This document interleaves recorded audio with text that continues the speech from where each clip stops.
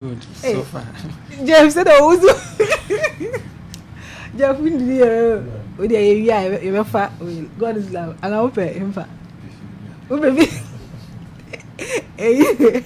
So you've already all of us have had our lunch, right? And I know we are smelling good over here. Yes. So today we are looking at sweat and smell, understanding and tackling body odor issues. It's a very, very sensitive topic, especially if you have somebody close to you and the person has that. It's difficult. It's very, very difficult to actually approach the person and to let the person know about it. In fact, it's easy. I've had an encounter and it wasn't an easy one at all. So I'll go straight to our problem for today. Okay, so we are asking that what puts you off? Is it bad body odor or mouth odor? And what local means do you use to improve your body odor? And we have someone sharing her story with us, an intern. He says there's a medical doctor with about 10 years of working experience at where I work as an intern nurse. This doctor has a bad breath, which most people find it difficult to even come close. Some nurses avoid going on ward rounds with him because of that.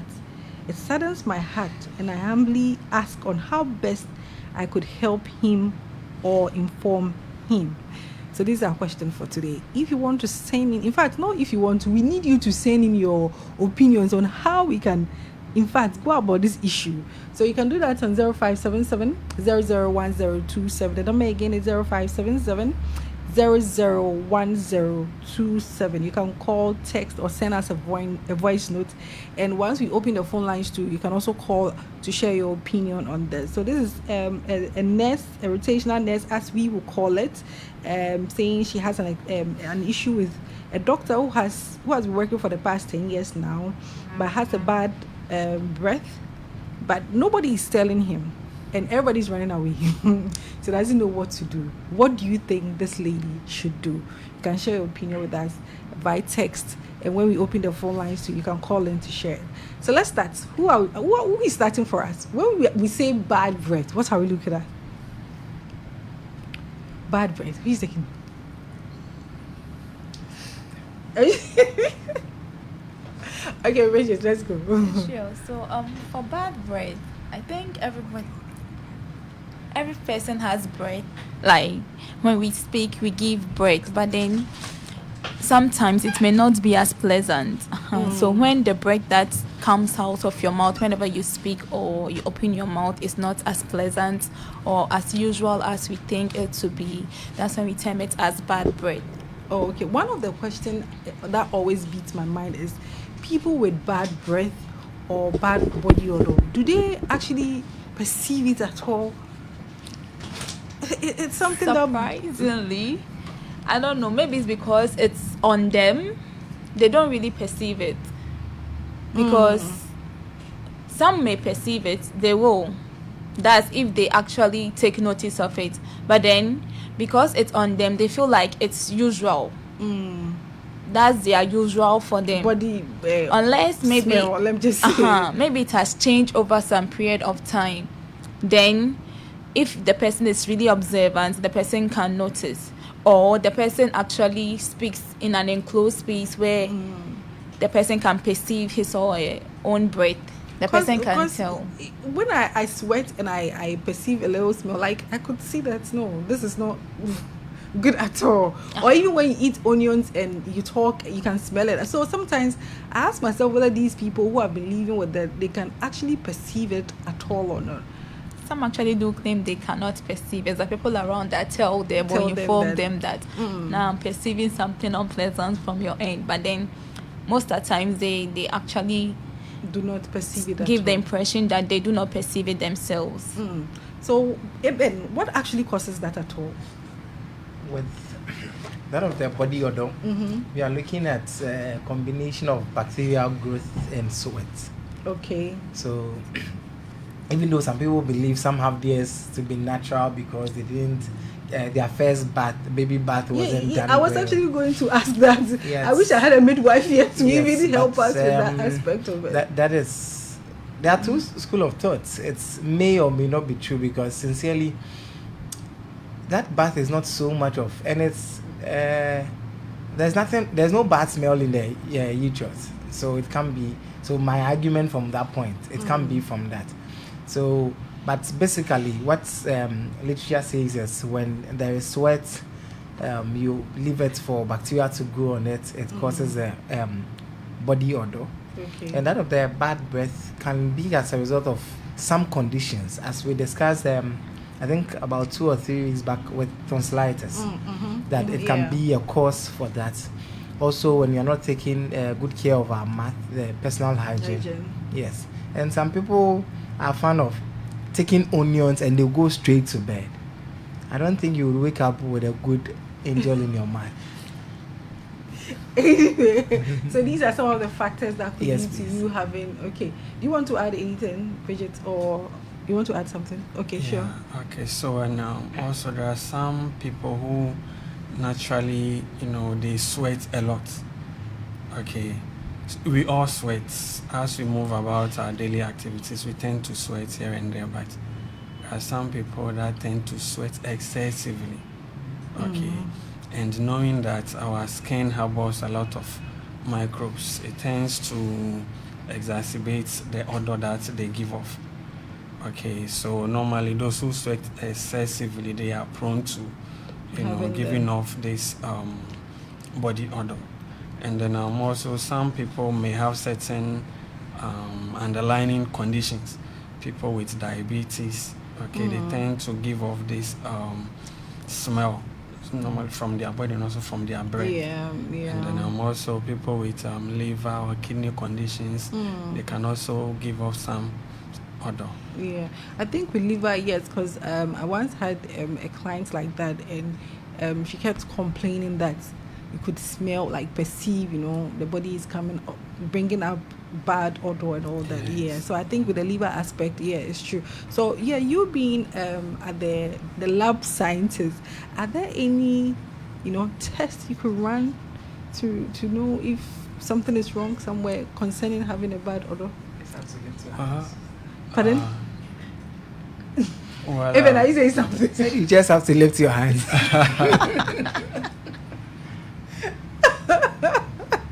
You just have to lift your hands. That's all. Please allow the medical medical laboratory scientists to talk, please. Yeah, so let's see. Is there anything at all that we could do? In our routine labs, we don't really do those tests, but there are some tests I've seen. Okay, some that they do it mostly when you go to the dentist, they normally do those tests. Okay. So probably with the breath, they have machines that they will let you breathe into. Okay. Then they will measure the sulfur content of your breath. And based on that, they can tell. And then also there are some. And do we have that in Ghana here? Well, so far, I've not seen anything of that sort. But it's in books that these are some of the things that. In fact, you haven't taught in school.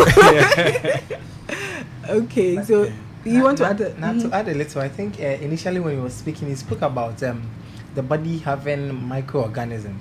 Actually, the number of microorganisms on our body are more than our cells as human beings. That's what we call normal flora. So they are part of us. So the bacteria that you have outside, you have some with you, just that they are friendly. Except you create the environment for them. So those of us who sweat a lot and they don't take care of it, most bacteria have the ability to grow well when they have phosphate around. So once they get that nutrient, it's a good environment for them to grow, and their byproduct is what people will smell on. So the byproduct of those so that reaction, normal flora, with the sweat, that reaction going on, that is why we get it out there. Okay. All right, you wanted to add something, or and then there are some cassette like test kits. Those ones, they used to detect bacteria, especially for the ones in the oral cavity. So based on the ones that will show on the cassette, they can tell that probably this organism is the one behind the bad breath. Okay. So, and I'm sure too with issues like liver and then the diabetes, you can test as well to know, because once you know that, and then you'll be treated so that you wouldn't get to the stage where you begin to bring out, bad odor and all that. Yes. Yeah. So, locally, what can we do to manage our bad breath or bad body odor? Because it's sometimes it's very uncomfortable, especially I don't know why, but with church mates, it's like you want trouble. no, but it's the truth. It's like, I mean, before we go to the management, some of the causes can be diet. Okay. The spicy foods that we take, okay, okay. and also the kind of clothing we wear. Yeah. See, most people would go in for this. What's the name? Bodycon. The bodycon, Those tight and those, nylon. the cloth. nylon. Yes, that was what I was looking for. The nylon one. With me who be pie, we are born was shed just a terrible. Charlie, and like. I said they're all winter crew. And you even start to sweat for them. And all those things can cause that. And hormonal changes also can bring about especially that. in teenagers as well. Very good. Then poor hygiene, which is the number one cause. I was coming to say that. Okay. Because like that's the basic thing. Because some of these things, the bacteria on your body, you really can't do anything about it. It is there. The sweating too is supposed to be part of human metabolism, so it's supposed to happen.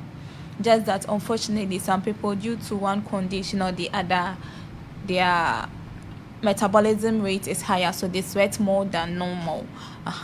But then you see the two factors that is going to lead to the odor are two things you really can't eliminate.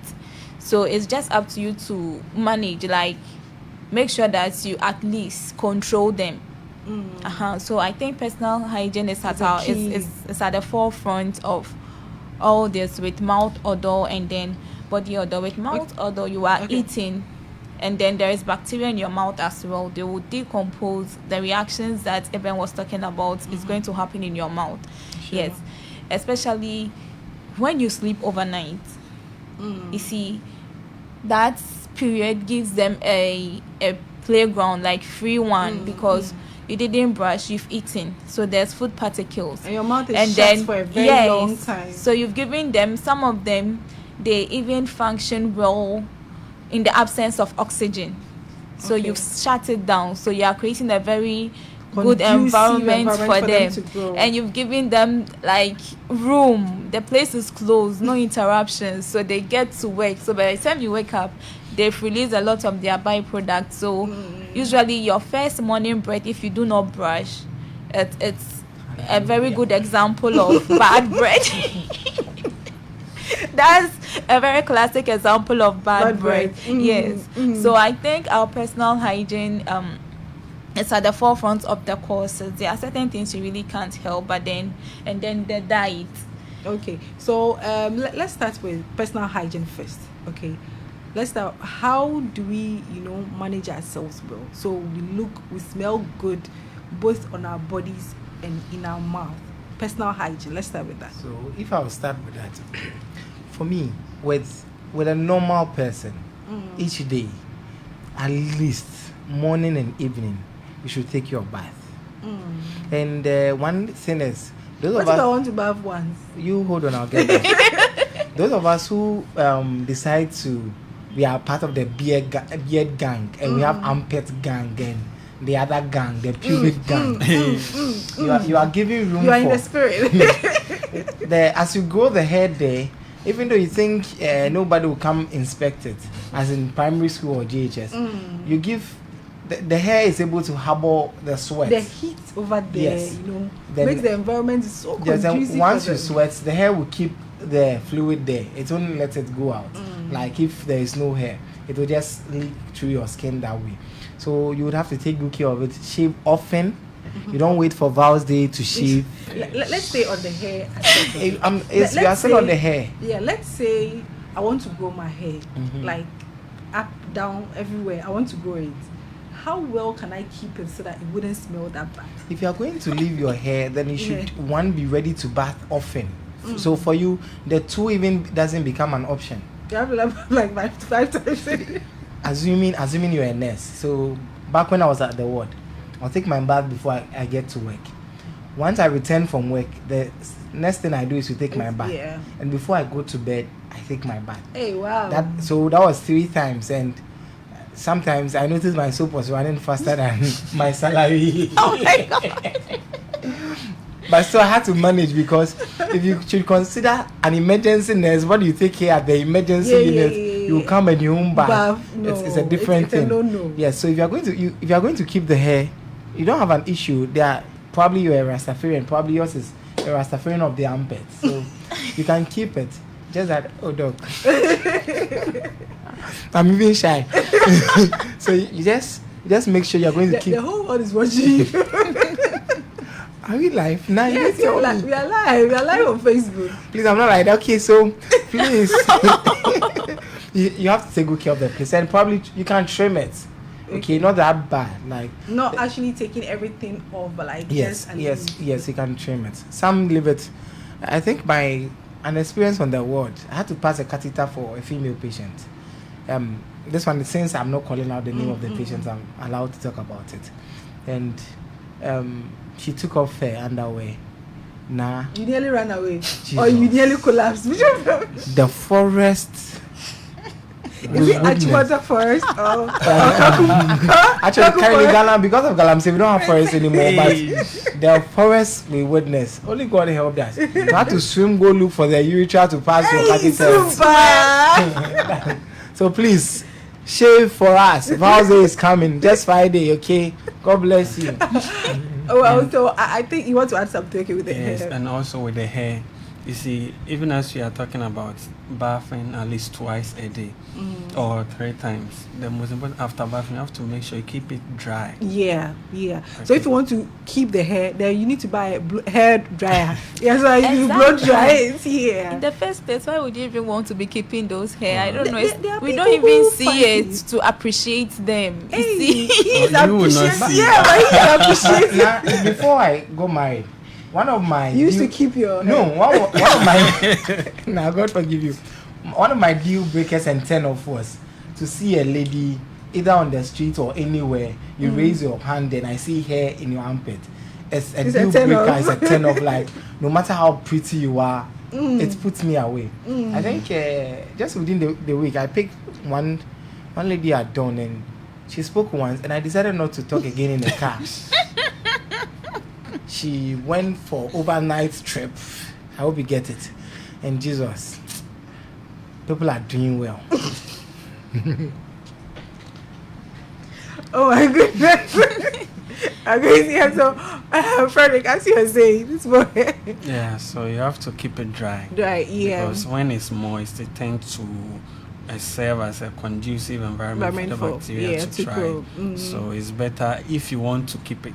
Yeah, and I think there are some soaps on the market that you can use purposely for maintaining such places. I think one of the key things is maintenance. Yeah. If you want to keep your hair in your armpits or your pubic area, you should be willing to also ensure that it's well kept, because it's also a breeding ground for lice and other and when these microbes also start eating up, they affect your skin, and by the time you realize, they are going into your bloodstream and you are exposing yourself to other kind of diseases as well. So I think maintenance is key if you are willing to keep your hair whichever way, because it's just like the hair on your head. If you want to keep it, you have to maintain it. You go to the salon to wash it, you braid it, if you don't wash it for some time. Something about hair in general. Okay. Maybe where the hair is coming from, we have 2 types of sweat glands. One that opens into the normal skin and one that's open into our hair follicles. Okay. And then, so the eccrine one opens into the normal skin, and then the apocrine opens into the hair follicles. And it's those ones, the sweat that they emanate, you see, generally the sweat is supposed to be just water, salt, and some oils. But then the apocrine, or the one that opens into the hair follicle, actually it's not as harmless as the one that opens into the skin. Those ones have the tendency of giving the smell. So that's why when you sweat at hairy places, those are the places that tend to have bad odor. You see, you barely have bad odor on your actual skin or smooth surface skin, but it's the places that have hair Those are the ones with problem. Is because of the sweat glands that open up into the hair follicles. So where you have hair, you intend to keep the hair, you should actually have very good maintenance. Yeah. And aside the sweat that is coming from there that would have a bad smell, they will trap, like we've been saying already, your normal sweat, it traps it there. And we already told that it's the sweat that is mixing with bacteria. And then already your hair is trapping bacteria, like helping the bacteria to proliferate more than normal. And you are trapping the sweat too. So you are just giving us the ingredients. You are mixing it up. Balance that. You are giving us everything we need for the bad odor and bad. So I think, like we are hammering already, the maintenance, even if you're not bad, you see where the hair is that you are trying to maintain those hair, wash that place and dry it out. Now, do you know about 70% of patients with boils or furuncles are people who keep hair at those places? Yeah. And and it's true, you know. Yes. For a very long no, I think this one I would have to say it in Chi. We'll go to the But complications. Oma tenya pompo no bebre na omuja omuni o mama tuomne omase. Yeah. And pompo the pompo ba ne say enwi na wo ho no enya infection. Eno na the pompo ba. Okay. Yes. So basically it's one, let's say one complication where you good. don't So ensure good personal hygiene with the hair you are keeping. Very good. We are not saying you should take it off. You can keep it, but ensure that it's well kept. You and know? get a hair dryer. Yeah, to blow dry it after you finish bathing. Okay, so now we are done with the hair aspect of it. Let's look at clean and washing our body. Now we've talked about bathing twice a day, and I was asking, okay, what if I want to bath once? That's most people their issue. They don't bath when they have nowhere to go. Yes, I don't bath when I don't have anywhere to go. Yes, but then if you have nowhere to go and you are inactive, maybe you are in a room with AC. Yeah. You are not sweating. You are not doing any activity to Vigorous produce activity. sweat. But then at least I think if you want to bath once a day, you should just choose the times that you've been most active after that time. So if literally you're in the whole day, but for me personally, I think to have a good night's sleep, Twice a day is better. to have a good night's sleep, I'll choose if you're not going anywhere in the morning, because you have to look fresh to go wherever you are going. But then the one that's for your own peace of mind, to have a good night's sleep, you should bath at night. Yeah, yes, yeah, dry you do. Yeah, and I think it's true, because sometimes when you're very tired and you come back from work and you bath, it's like it's taking off all the tiredness away, and you can have a very People who peaceful come, sleep. But brotherhood have a complain. different version of what the people are saying. Okay, tell me that. What is the brotherhood? Brotherhood version, when you are very tired, you don't take your bath, you sleep. you can't sleep. But then I think Okay, so like how I met Christ in primary school, JHS, went to play football match, came back, I was very dirty in the dormitory. I sat on my bed and I just slept off. My bedmates, but my top guy, around 10 p.m. were like, Chairman, so I'm like, me, it's not happening. If I bath, I can't sleep again. Actually, I was forced, my housemaster came to force me out to go and take my bath. Wow. And that was the end of the sleep. And I had to join the campus all night service. That was how come I met Christ. So if I had not taken my bath, You by need to now, have Christ. This testimony there. so Bathing brotherhood is Christ. actually against bathing because it has consequences that will transform our life. But with what she's saying is very important. And if you think you're not even going to bath twice, you can take your bath in the morning, but in the evening you can take a shower. Yeah. Just washing yourself with the water and probably soap, not with a sponge. So some people, they've calculated their soap bill. It's like by the end of the month, I have to use one soap. one so So bathing twice is like, oh, hello. You can use washing powder. and also with the cleanness, we come to the local remedy of going for the lime, or some people use the vinegar. At least our armpits and the private part too. Get the place. If you think you notice any smell, and the truth is, And I think wood ash, Yes. when you use the coal pots, yes. the ash over there, you can use with the lime to You put it in your armpits for, let's say, like 10 to 15 minutes before you go and bath, and it takes out all the odor from there. Yes, and before anybody hear a smell on you, sincerely, you hear it yourself first. Yes, there's no way dog But then some people, it feels like they are not aware they have that odor. It's two things. It's either they think I don't know what to do about it, or I don't care about it. Because basically, there's no, even with their bad breath. If you're not aware any perfume, into like, so to speak, into, and then that's what I'm saying. The person feel I can't do anything about day. it again, because no, you can't. Assuming, I always tell my students, assuming you have a bad breath, then you are going to kiss your boyfriend. How would he feel? These vows, they look good, they smell good. How would he feel? And I have a very sensitive nose, so I'm careful the people that come around me. So once a student came by and lifted their hands, I had a cold. Like, was that terrible for me? So which one is a turn off for you? Is it the mouth odor or the body odor? Then I'll go for the body odor. The body odor will be fine. No. As the mouth, no. No, then go for the body odor. You can accommodate it. You can No, I mean the think, mouth yeah. odor. If you keep quiet, Nobody No, she's talking about somebody coming close to you Yeah, with so like, that body no, odor. I mean the one that puts you off, like you don't want around. No, the you. mouth odor. The mouth odor. And have you noticed people with such issues who don't like to talk at a distance? they always want to be quiet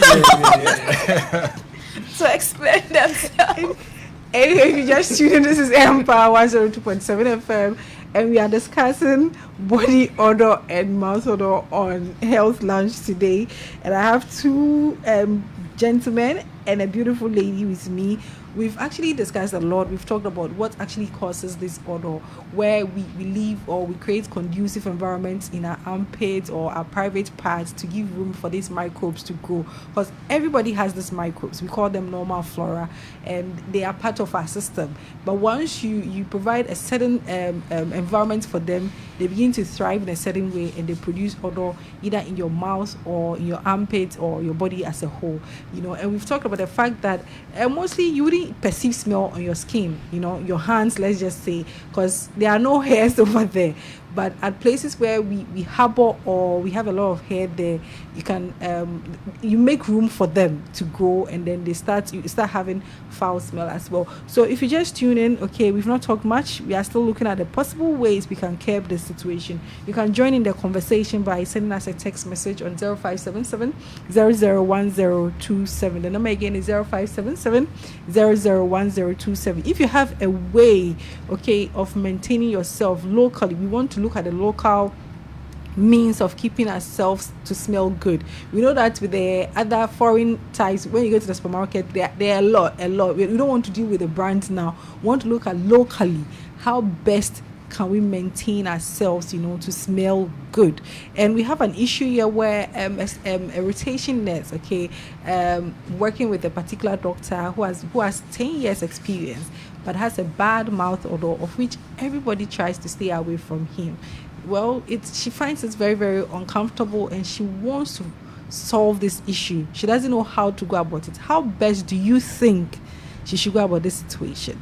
You can share your opinion with us on 0577 001027. Do you think she should just go straight away and say, Doc, Patrick say, blade kakra, or she should just buy a toothpaste and package it nicely? First day air bay. Now packaging it nicely, now they are common. Or what do you think? What do you think at all? Share your opinion with us on 0577 001027. So now we are looking at the possible ways of maintaining, hygiene. Good personal hygiene. We've talked about our hair, we've talked about bathing, that is bathing twice a day, or when you've done any rigorous activity, you ensure you bath very well. One thing that really bothers me a lot is with the women when it comes to washing our private part.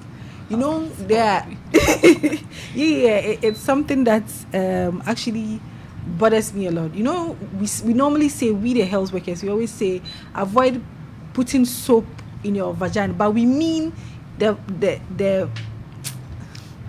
harsh or hard scented Okay, soaps. now I'm going to church, please. The vagina is not. I'm finding it difficult. The vagina is not the outer part. Yes. The vagina is inside. Actually, it's the vagina you penetrate. Yeah. What is outside, the skin food outside is the majora, minora. Yeah.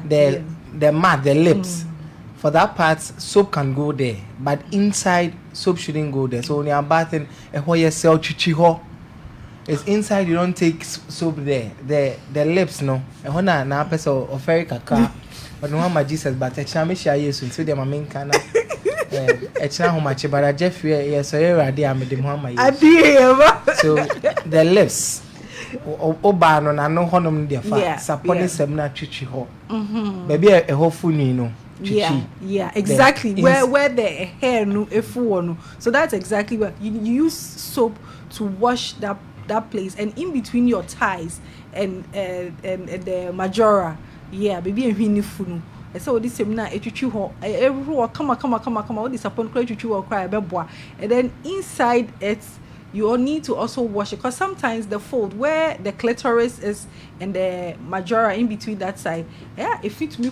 I don't know if I'm getting it right, but it fits me. So sometimes it's very important to use soap to wash that place. All that we are saying is don't use soap inside the vagina. That is sometimes when you're having sex, the penis penetrates. Yes, that is where we say don't put soap there. But the other aspect, because sometimes to me who baby or it's not hope no being in name then there's bad environment odor. Change. Yes, and it's all because we don't wash that place well.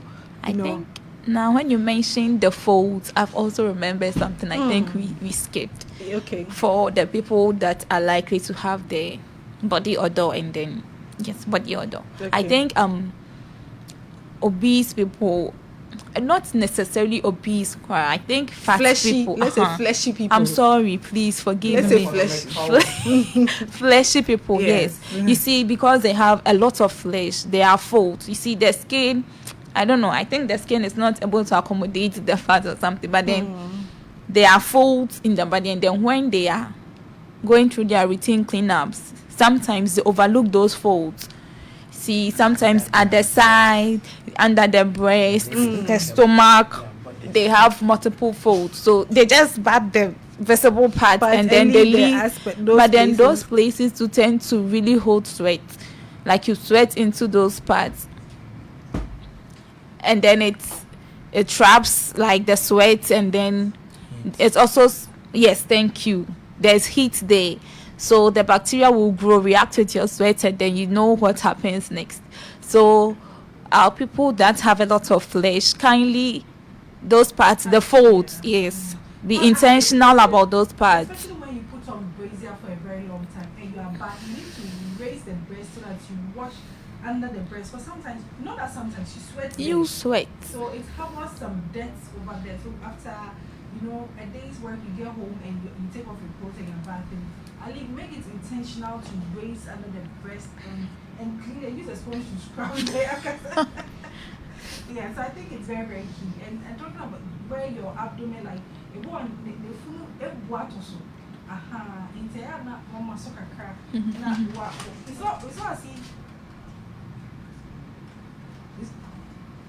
it's not as if we are body shaming anybody or something, but all that we are saying is try as much as possible to raise your tummy part, and then bath there very, very well. Clean, let me just put it that way. Clean that aspect of it.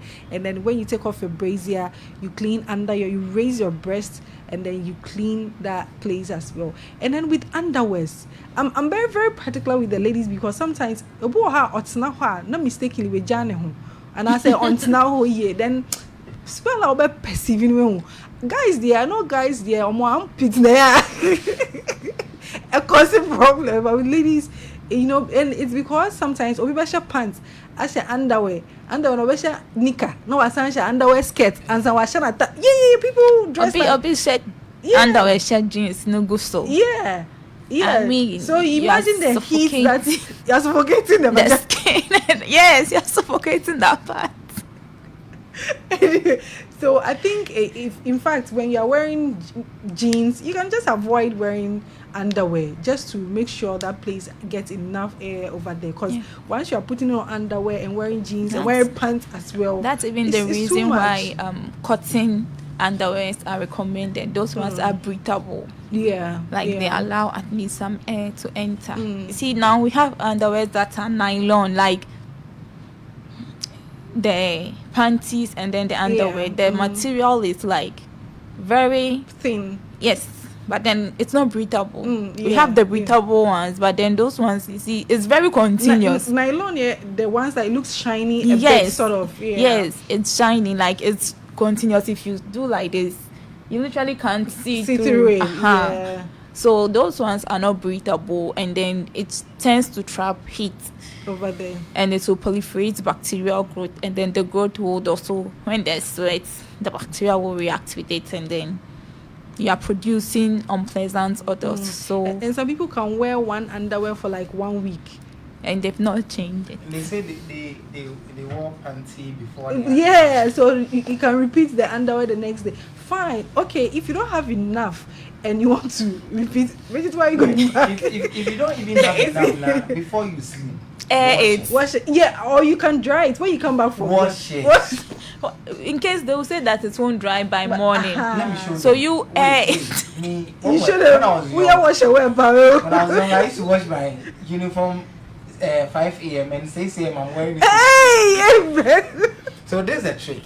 You can wash it, squeeze it, and squeeze it with your towel. It will drain the water out in about 3 and put hours. it behind the fridge.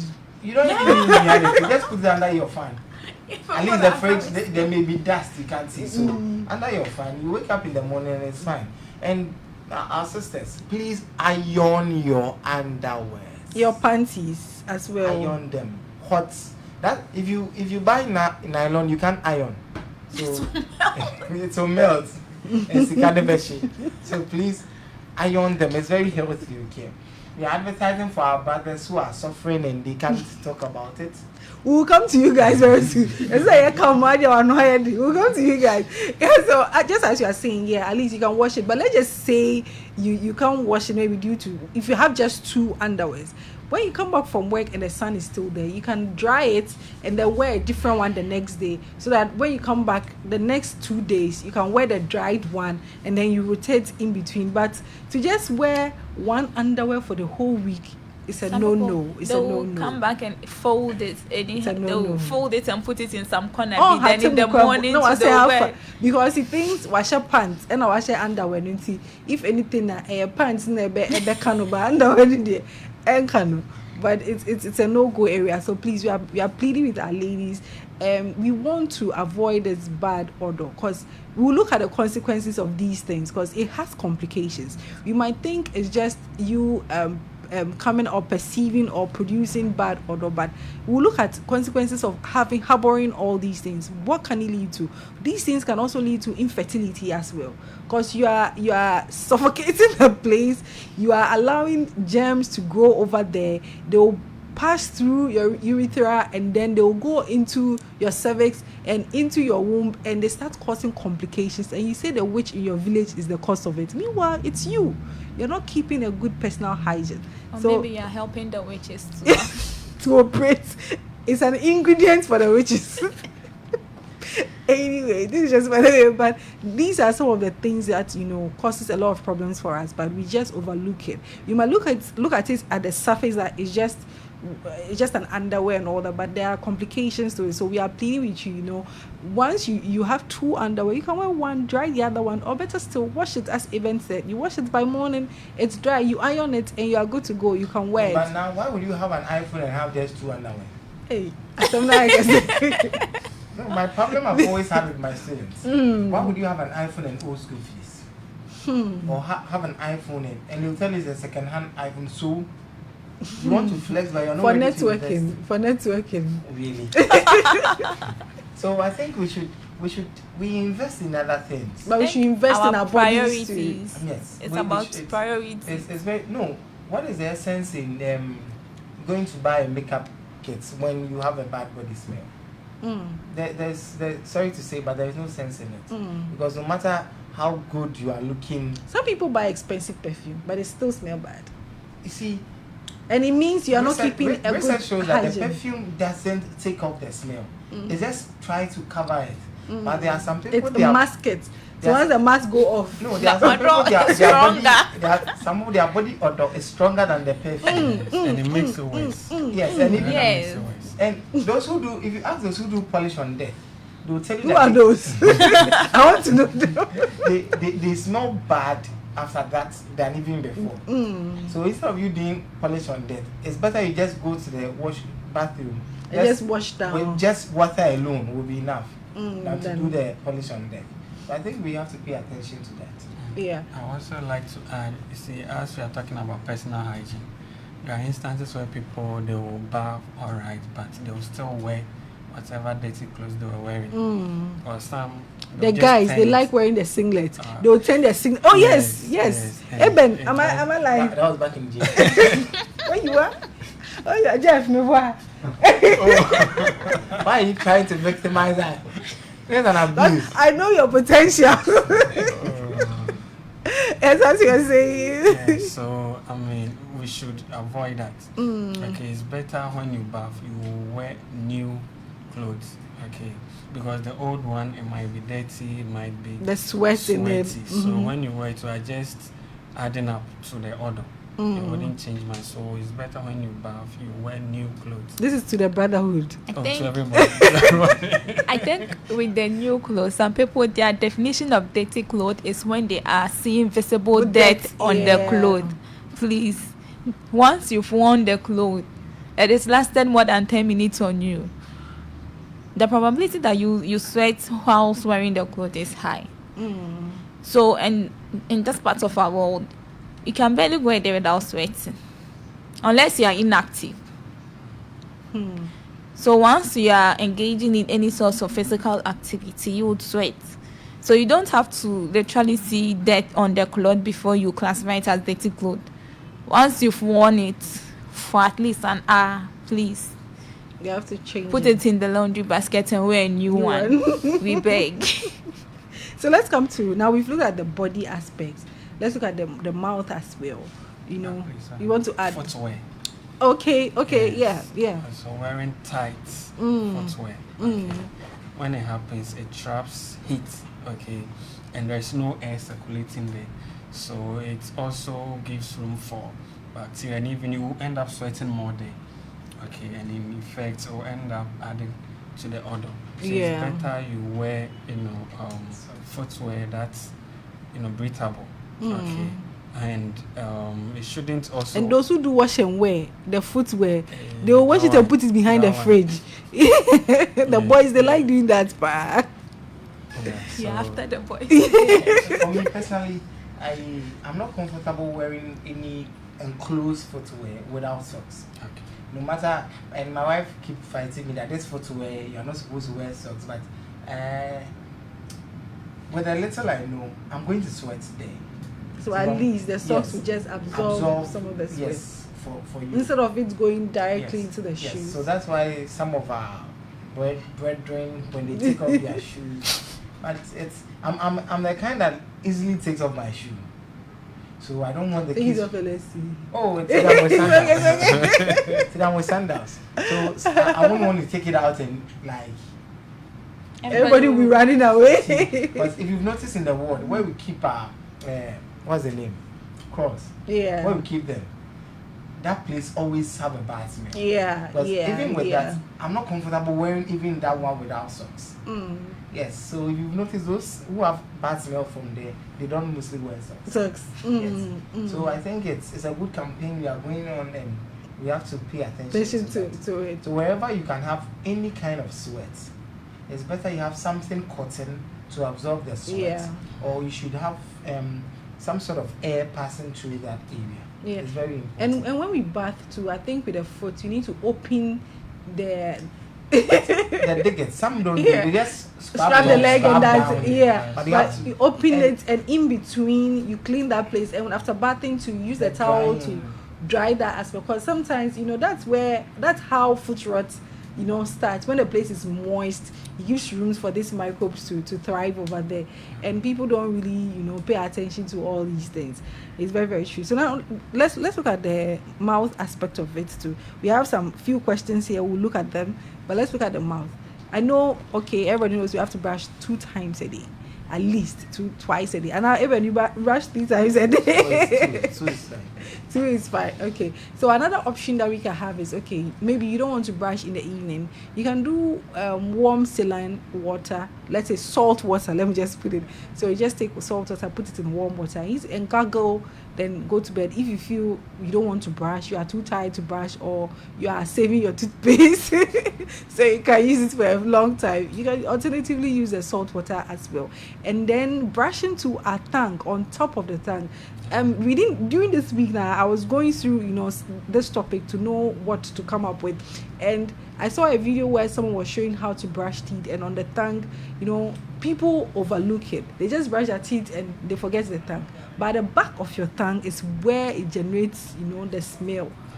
So you might say, oh, but still, ain't pleasant. But it's because of how, we brush our teeth as well. And I think once a while too, you can take floss to remove in between your teeth. You can do that. You can dip the floss in a toothpaste and use it to clean in between the teeth, and then you use salt water to wash it. Because teeth, sometimes we use them and you smell even when you've even brushed your teeth early in the morning, So I think it's something that we really need to look up. I don't know if you would want to add up something concerning the dental aspect of. Oh, I see. Everything that we've been talking about, there's bacteria involved. Okay. So with the tongue, it can easily be colonized by bacteria. So meaning, even though it's advisable to sometimes gargle on water, okay, sometimes there will be food particles trapped. So you might rinse your mouth with the water. It will be enough, but still those things will be there. And the bacteria will just be feasting on it. Because especially when you sleep, as Reggie said earlier. So it's better at least we try as much as possible, at least twice a day to brush our teeth. Well, our phone lines are open. We have a few minutes to go. 0577-001-027. The number again is 0577-001-027. You can call us and ask whatever question you have. We have our first question over here. A moment. It says, Mrs. Naa, please, I have realized that when one is hungry or is fasting, they start to produce foul mouth odor. What is the science behind it, and can that be permanent? From a regular listener, this one, dear Eben, we know which are fasting for. So it goes to you. I have no idea about it. I think it's technically because most people, when they are fasting, they tend to be inactive. And they talk less, and as Doc said earlier on, once you close your mouth, there are some people, they don't have bad breath, but when you close your mouth for a long period, there's a likelihood with the first 2-3 speeches you get some bad breath coming out. But I think that shouldn't be something you should be scared of. But if for those with bad breath, it's continuous, consistent, morning, afternoon, night. When you get close to them, for them, they are always active. Yeah. So if you are fasting, you experience that. That means yours is not an issue. It's probably because you are inactive. If you've noticed. But sometimes when people are fasting, they don't talk to anybody. They keep to themselves. So I think during that period where you are quiet and your mouth is closed, there is no air entering. Actually, we can all have bad breath if you are not talking. Yeah, so you have to, even if you are not talking to somebody, just go stand somewhere alone, open your mouth. Okay, pray. Then since you are fasting, pray. So that you can open your mouth. Yes. I don't know. Maybe if it's not a dry fasting too, you can drink water. You can drink water to refreshing your mouth and all that. So I think that is the bit with fasting, because once you keep your mouth closed for a very long time, it's likely that the next minute you open your mouth, everybody will have to run away. And now let me put this out. There are some people who, when they are fasting, they tend not to even brush their teeth. Hey. thinking that when they brush their teeth, they may They'll be sip hungry. water. Yeah. So please, when you are fasting, it doesn't replace your personal hygiene. Actually, cleanliness is godliness. It's not next to godliness. It's godliness. So if you are not keeping yourself clean, you are fasting. You are doing hunger strike. And, Interest. Let me also add up to Okay. that. I have You a see, question. I aside have a what, question here, but okay, you. Mr. Boateng has said, it's like when you are fasting, say starvation. Okay. Yeah. That's one thing also has to do with the diabetics. Okay. You see, when you are starving, okay, the body normally uses glucose to produce energy, but when it's intense, okay, like starvation, the body switches to fat. Do you get it? And it ends up producing ketones. Do you get it? Yeah. So normally with the ketones, it gives off acetone, which has that smell. Yes. Unpleasant smell. Yes. So normally we advise that if you know someone who is a diabetic and the person gives off that smell, it's better you report to a doctor for medical attention. Yes. So probably if the person is fasting too, they can experience that as well. Okay. So I have another one. It says, I'm Becky. Do we have effects on individuals who bath and don't use any towel to clean themselves? Is there any effect on this? They bath and they don't dry themselves. Yes, So they don't do use air towel. dry or they just dress up. Is that endless question? See, we are live on Facebook. Let me respect myself. Oh, I thought endless question. Yeah, so this one is saying they don't use towel to clean themselves. Okay. They allow the Definitely. room air to dry themselves. Yeah. Is there any effect on that? I Or it's think- okay? With that one, the drying won't be as effective. I mean, like we were saying, if you have skin folds, in the folds, I don't know how long you are going to wait till all those places get dry. They are Yeah. air conditioned. I don't know how long you are going to wait. Yes, and then I don't know, the hair, already the places with hair, they will trap moisture. Yeah. It will also take a very long Time time to dry. for those places Even when to you use dry. towel to clean it, cause sometimes you still feel that the place is wet. So imagine you are air drying or room drying. Yeah. Then you are there. I don't know. You sit down. It's nothing bad because sometimes they feel like the towels, A baby. then you use it to clean yourself again. So it's like you are reintroducing To the dirt dirt. or something. Then wash it every day if that's the issue. You can have 7 every day, different towel. Every day, different towel. But then I they learned show Jeff it. has 7 towels. Yes. The problem is not with what you use to clean. Our own is that make sure that after bathing, whoever needs to be dry is dried. Yeah. So whether you are going to use towel, you are room drying, air drying, AC drying, just make sure that you are not leaving moisture anyway. Because sometimes even under your buttocks and then under the breast, under the tummy, and between the folds, your thighs, if you don't, even when you use towel to clean it, because sometimes we don't say droplets be kakaka. So how much more you Because don't use it? sometimes I even say, oh, I'm just letting my face air dry, just my face. But you see where your eyebrow is and then your eyelashes. Those places are going to take like forever. You finish dressing and then Still, and then the water is leaking. And you're like, how long are you going to wait for all this These to things, dry? yeah. You see. So it's better to dry yourself with a towel. It's Or better if you won't, off towel. if you won't do, just use tissue or something to clean where the hair is. Okay, so Mop it out. just as we asked earlier, that what put you off? Is it bad odor or mouth odor? What would you take, Frederick? Bad odor or mouth odor? Bad body odor. Bad body odor. You can't deal with people with bad odor. That's for you, Bridget. I think the mouth odor is worse. Mm. The body odor, once you're approaching, I can smell them. Maybe I run away. psych myself. If I'm staying too, I'm psyched. If I'm not, I'm just moving away. But then you don't deceive me with an okay body odor, and then You you open your now mouth come and- into my personal space, and then you open your mouth and you want to suffocate me with bad breath. Suffocate. Yeah. So I think I would go for the body odor too. That's more. I mean, you can't hide that one, but then mouth odor is quite surprising. You see, when we're coming, I asked the question. I think someone also sent me a question on that. If you're from Escado, he's asking, are there medications that people can take to enhance, their body odor?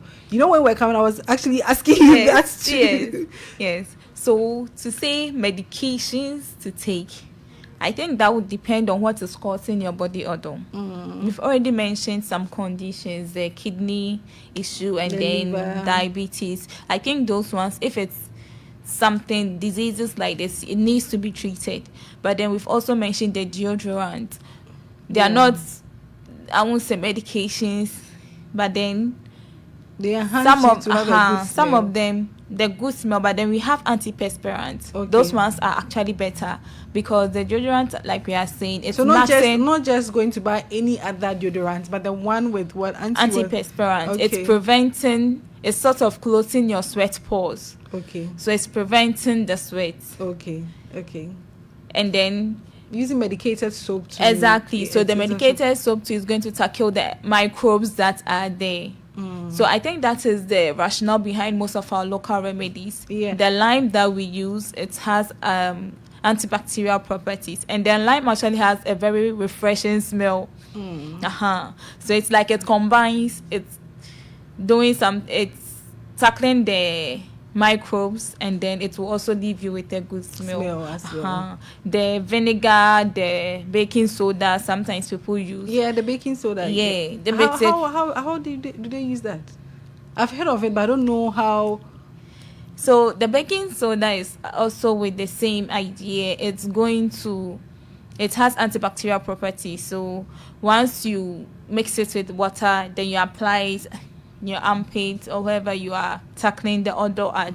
Yes, it's. If you say wherever, people will go and put it in it's so please let's be specific. No, so please, the armpit. Yes, so you put it in your armpit and leave it for some time.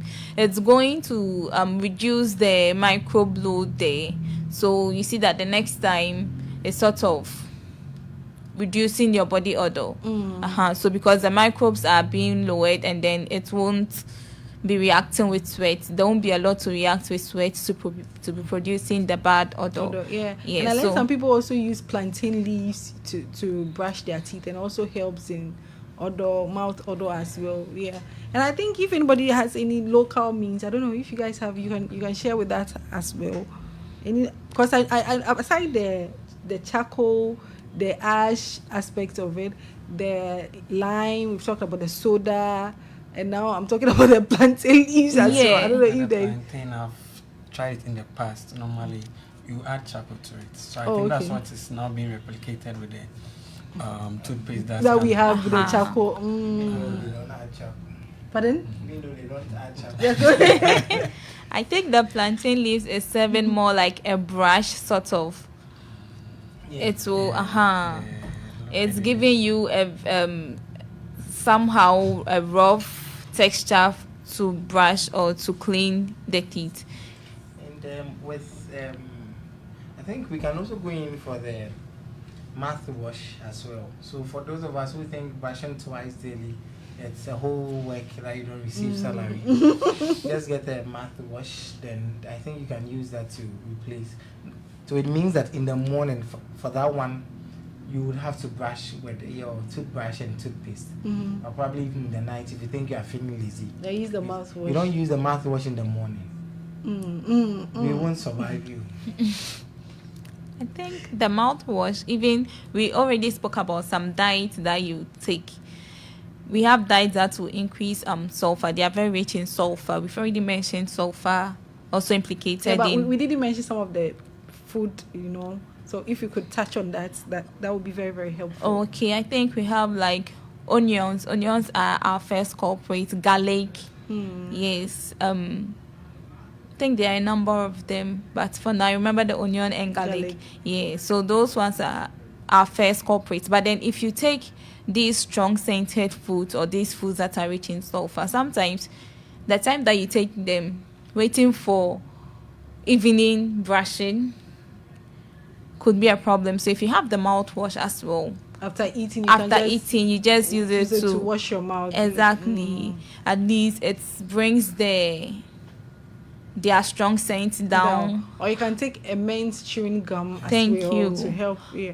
And I think men's gums also help refreshing your mouth, especially when you've closed your mouth for a very, very long time. So the gum is also recommended for those that don't like talking. If you don't like talking, chew gum. Chew gum, yes. Let gum be at your least friend. chew gum, so that at least your mouth won't be closed for too long. Okay, so Abna, okay, this one says, Abna, both of them, as I asked what actually put you off, whether bad body odor or mouth odor, it says both are put offs. None of them can be managed. Please choose one. Don't be greedy. Don't put both away. Say both, but on to me. Okay, so there's another question. It says, please, which of these is most preferable, bathing with a sponge or a foam? From Kobe. Is it coming from a guy? Yes, brother. From the brother. Please. Don't let our enemies get that. Sponge. I think we copy blindly.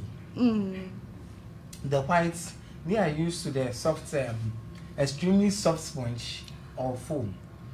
And for their case, their weather condition alone does not make them sweat. Okay. How many people will sweat in the snow? And we copied blindly when they have winter, they dress exposing themselves. We thought it's a fashion. They are just adapting to the weather. So please, it's advisable in our continent here, in our country here. Please go for the sponge. Ghana. Yes, Namibia Czech Republic. Please go for the sponge. And there are some places we don't bath there, we scrub there. Yes. We don't wash there, we scrub there. Actually. Yes. The armpits and I Pubic think last week areas. I was teaching my students surgery 1, and I was teaching them scrubbing of the hand to the theater. They thought it was like just going to wash your hand like that. I made them watch a video and they were like, "Sir, will it come in exams?" So please, you have to scrub the place very well. It's very important. Thank you and so if much. you've noticed, when our mothers used to bath us, we're not having those smells because they would raise your hand and scrub before them your well. hand comes down. You've gone through hell. So this saying that people say that say is it true at all? I think Ben mentioned something that where you are coming from doesn't smell actually, unless maybe there was an infected amniotic fluid and then you had to be removed, so you are not bad, no problem. But I doubt that would actually affect your body odor. Because if you are maintaining good personal hygiene, and then the first time, because you are not having that same fluid with you as you grow. Once you are washed, we've washed the fluid off you. It doesn't stay. Okay.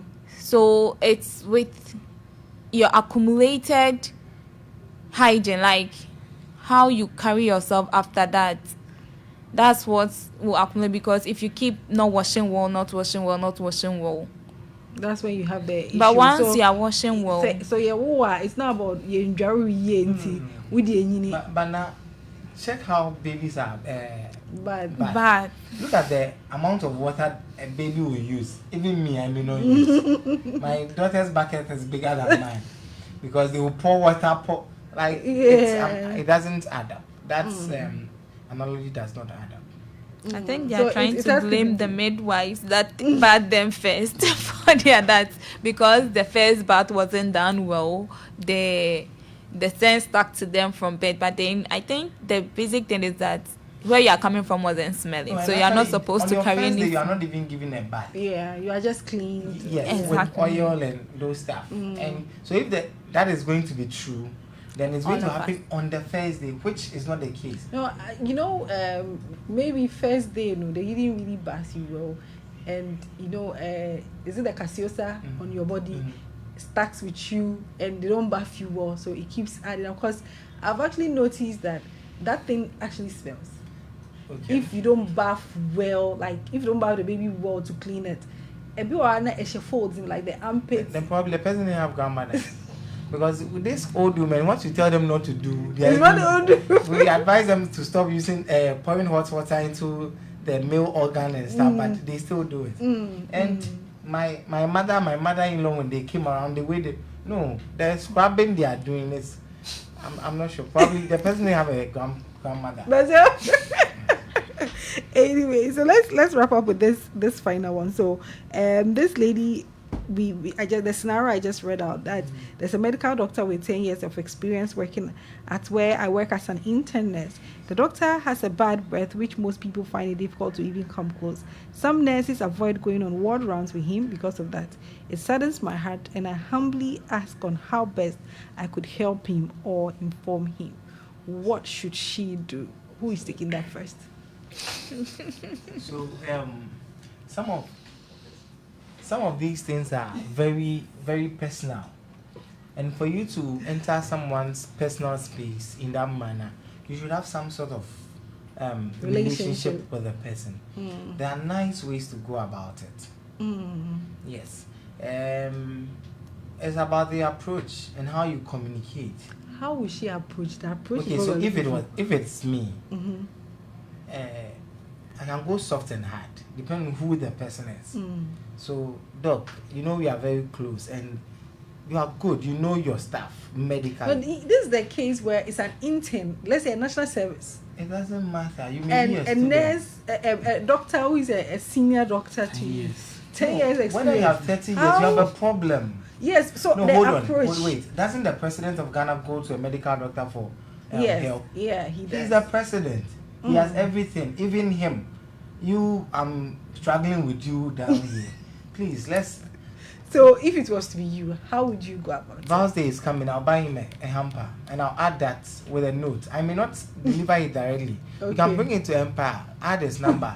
Jeff will call. Jeff will call.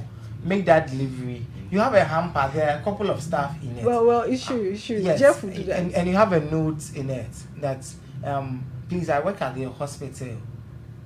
There's this issue I've noted with you. Blah, blah, blah. Please, I bought this for you. Please take good care of that. Simple as that. The person may not know who did this.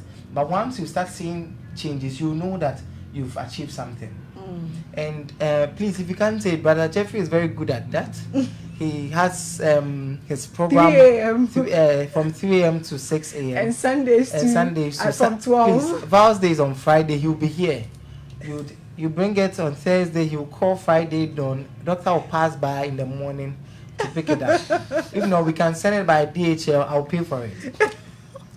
It's all the other parts too is get someone closer to him, closer to you, the person. Okay. So I can pick Na's phone, who the doctor doesn't know, send him a text, and let Na know that this person, if the person should return the text, do not respond. Okay.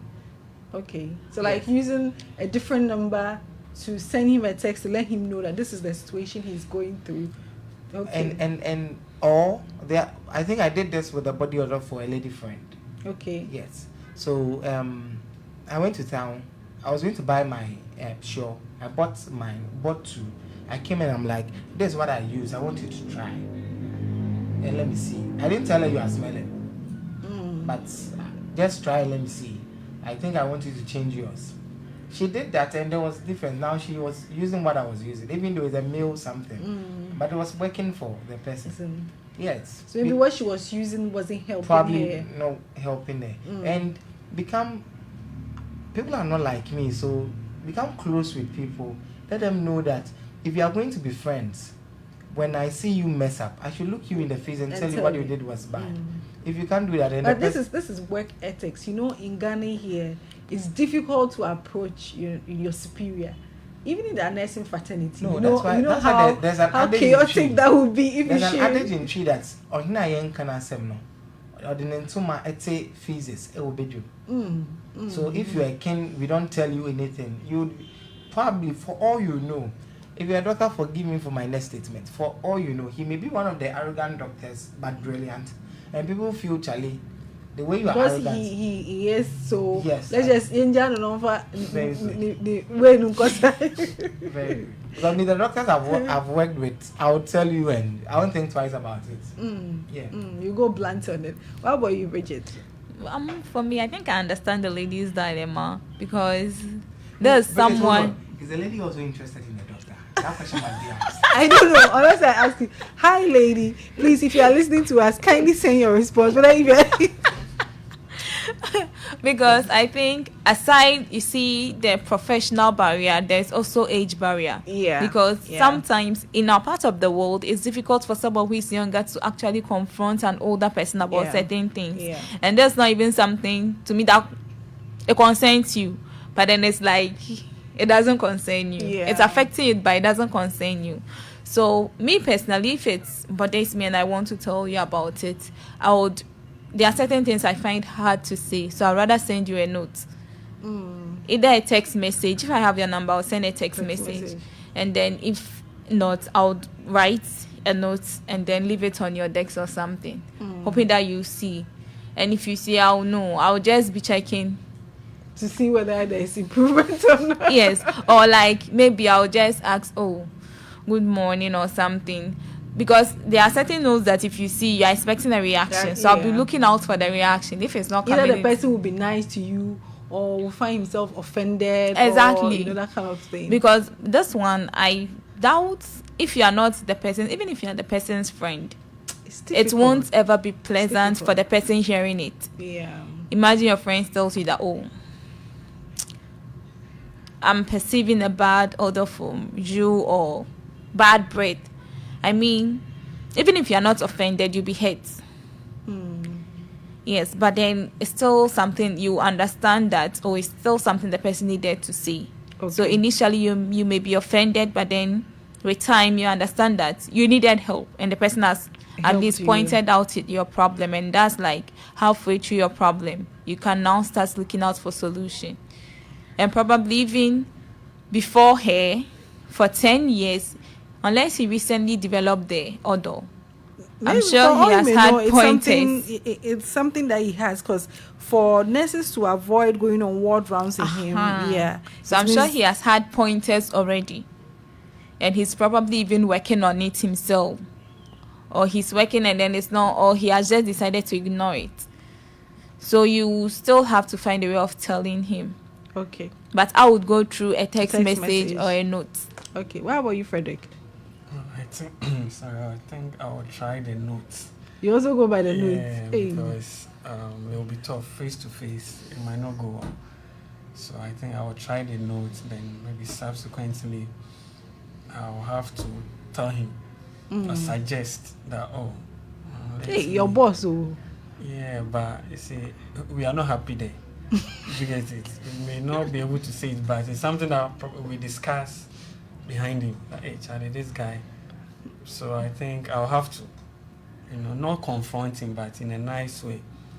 Boss, it is like lately, the way you are saying me, I doubt you'll be able to say it. The way you are saying it, Frederick, I doubt you'll be able to approach you. The face-to-face would work for most people. But I think just as you said, the notes will really help. You can send a person a text message or write a simple note or go through someone closer to the person, or you can just buy a gift and then put in a note, to suggest to the person. The approach even used for the lady friend, you can just buy him a deodorant or something, antiperspirant, and then add the notes. And so gift it to him. Unless you buy charcoal toothpaste because it has to be there. So you would, if it's mouth odor, you buy maybe a particular toothpaste that would help. And then you add manual to it. Brush twice a day. That would be extreme. That would be extreme. Because you can buy it. What if the person doesn't use it rightly? Because it could be he brushes, but he's not doing it well. So that is where the issue is. So you need to add a manual to let the person understand, okay, I'm giving you this, but this is how to use it. Better still, you add to the note that you should see a dentist. Exactly. That's what just came to probably mind. Tried other things. But it's not working. You should see a dentist. Okay, Jeff, you're saying something?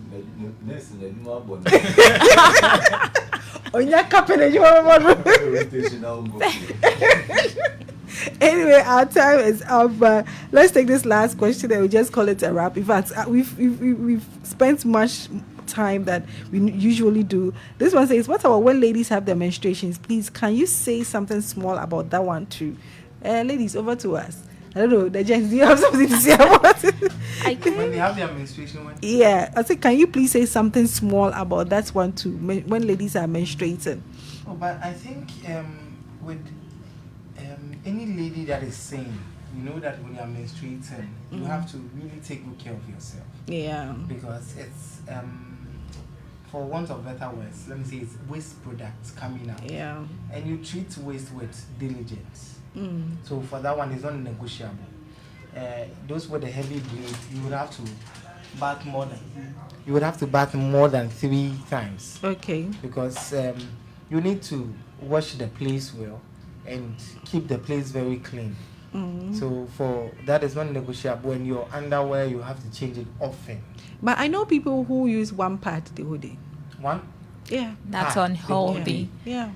That's unhealthy. Probably the person. I don't blame them. How many taxes is on a pad?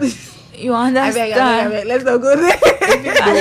Yes, Let's not go to the our taxes duty aspect bearers, of it. please, for we all have ladies in our life. Take off those taxes. Taxes, so. Like condom card, there is no tax in. So we should tax condoms and Yes. And leave the pad. But, Yes, okay, condom and post pills. Then leave the pad. That's I not agree. bad. Yes, That's not and bad. For the pad, please, we beg you, at least check your flow and change it. You don't have to use one pad the whole day. It's not safe. And you see, the microbiology bit of this is that you have normal flora, which are microorganisms. Some are bacteria, some are not.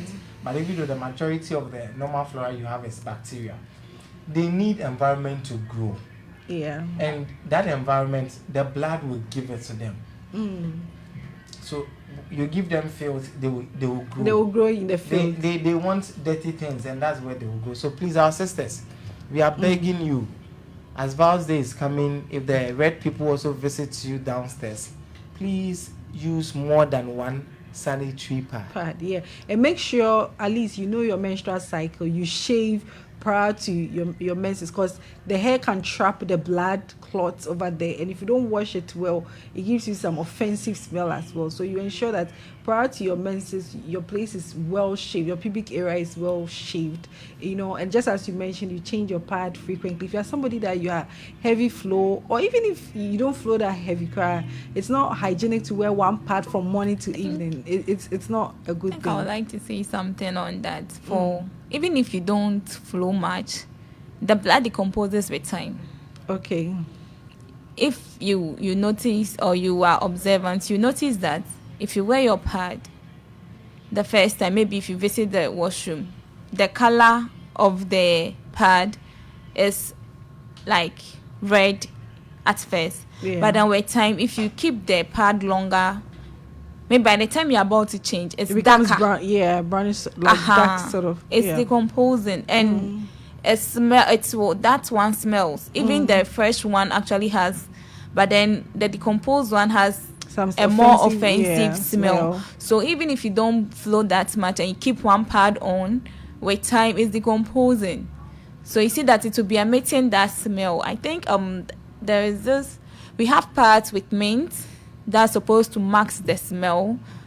If that one works for you, you can use it. But then change. But even if you mask the smell, you don't mask the consequences of using the pad the whole day. So to be on a safer side, it's better for you to change it at least 2 if you or 3 a day. It's fine. If you can't even bath to you change it, maybe the person is at work.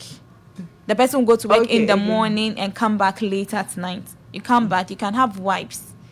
Okay, to clean the place. Yes, so you go and change, and then make sure you wipe the place before you put on the new one. Okay. So that at least it will be a sort of comfort, like bring some freshness in between, rather than wearing the one part till you go home and then you change. It's unhealthy. Yes.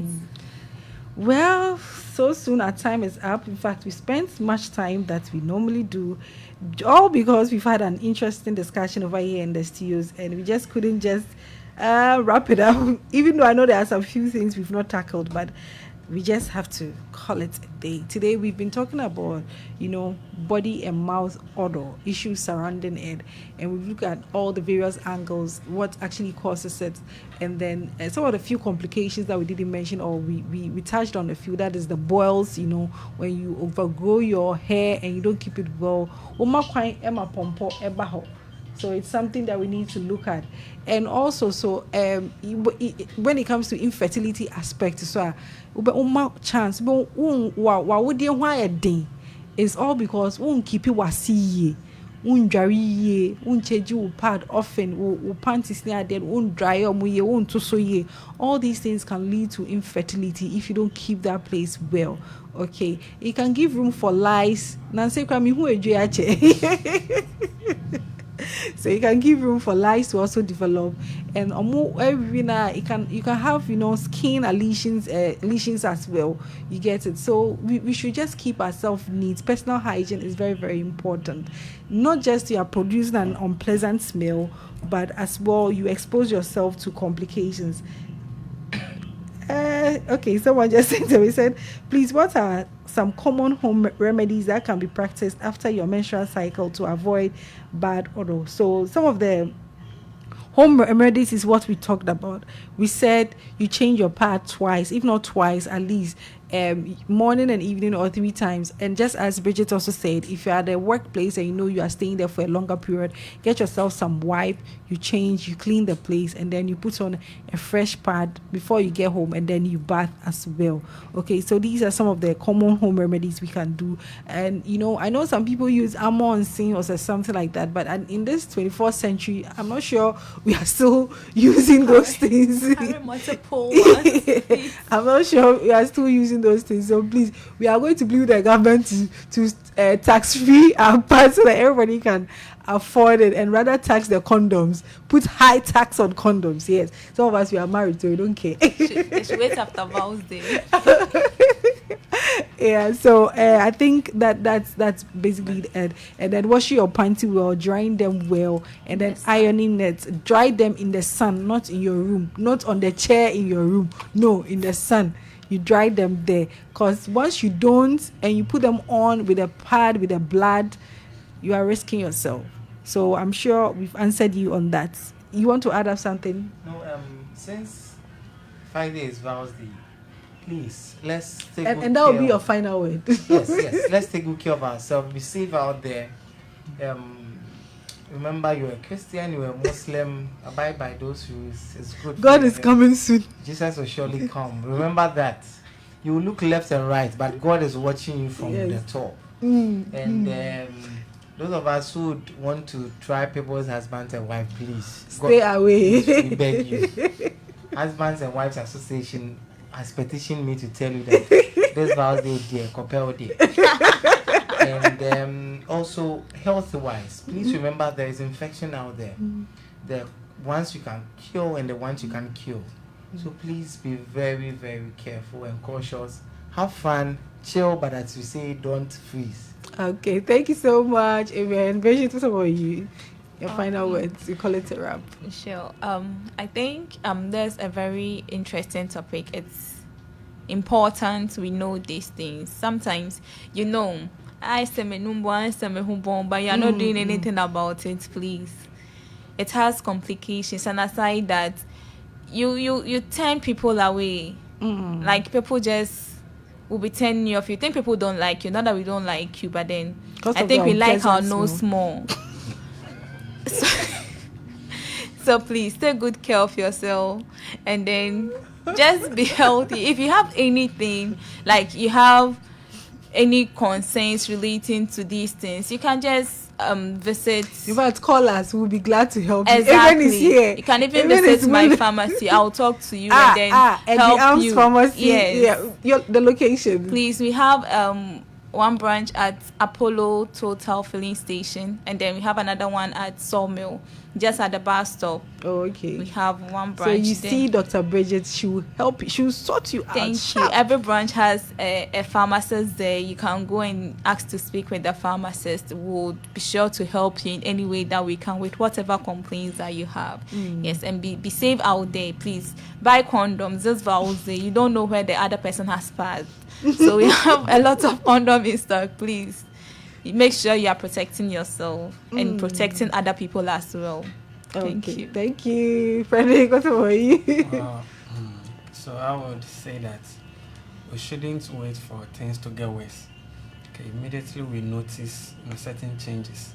Okay, when we start seeing that people are trying to stay away from us, we should ask questions.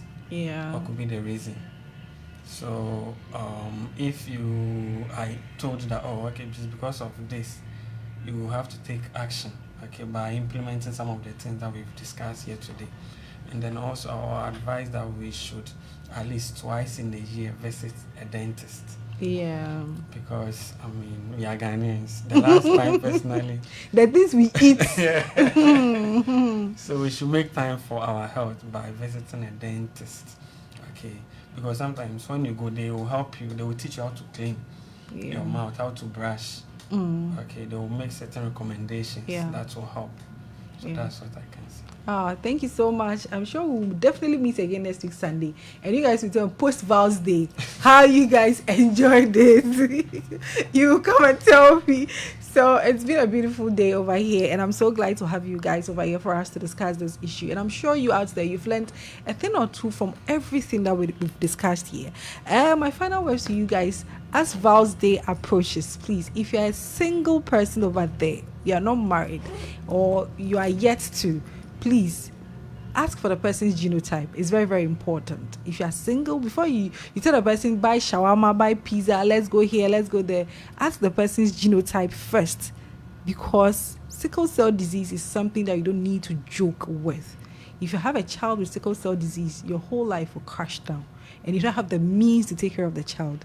It's something that it's very, very frustrating. So we are pleading with everybody, those who are not the unmarried ones, before you go on that date, or on your way to the date, pass through the Arms pharmacy and tell them you want to check your sickle cell status, or go to the Catholic hospital? Yes, at Apom rather. Yes, go and look for Frederick. Tell him you want to check your sickle cell status, or you can come to me, at Gapua Hospital as well. I'll take you to the lab and then have yourself checked, or you can check Peer Foundation on Facebook, Instagram. Contact them and they will help you with getting a test kit for yourself to test at home, yourself and your partner, because sickle cell disease is nothing to joke about. It's been a beautiful Sunday. Enjoy the rest of our show. This is Health Lounge with me, Baby Now, on Empire 102.7 FM. And we always say that a healthy you is a happy you. Your health is actually your wealth. Enjoy the rest of our shows.